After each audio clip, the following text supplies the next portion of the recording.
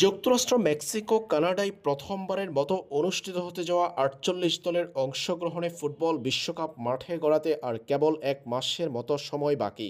ফিফার নির্ধারিত সময় আর নির্দিষ্ট সংখ্যক ফুটবলার নিয়ে গঠন করতে হবে স্কোয়াড। ফিফার নিয়ম অনুযায়ী মে মাসের মধ্যেই ২৬ সদস্যের চূড়ান্ত স্কোয়াড জানাতে হবে দলগুলোর। ব্রাজিল ফুটবল দলও এর ব্যতিক্রম নয়। সবশেষ ২০০২ সালে রোনালদো, নাজারিও, রিভালদোদের হাত ধরে বিশ্ব চ্যাম্পিয়ন হয়েছিল ব্রাজিল। এরপর এবার ষষ্ঠ বিশ্বকাপ জয়ের লক্ষ্যে নামবে তারা। নতুন কোচ কার্লো আনচেলত্তি বিশ্বকাপের একটা প্রাথমিক স্কোয়াডও গঠন করেছেন। এখান থেকে ২৬ জনের চূড়ান্ত স্কোয়াড হবে।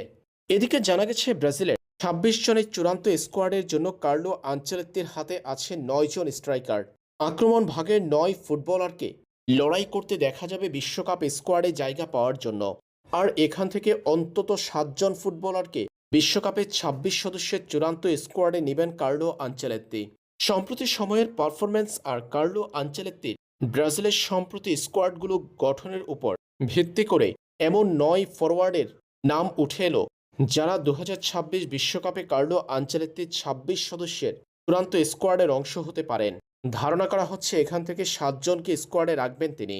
কার্লো আনচেলত্তির বিশ্বকাপ স্কোয়াডের ৯ ফরওয়ার্ড লাইনে আছেন Vinicius Junior, Raphinha, Gabriel Martinelli, Endrick Felipe, Matheus Cunha, Joao Pedro, Igor Thiago, Luis Henrique, Neymar Junior. ইনজুরির কারণে এখনও পর্যন্ত কার্লো আনচেলত্তি ব্রাজিলের স্কোয়াডে ডাক পাওয়া হয়নি নেইমারের।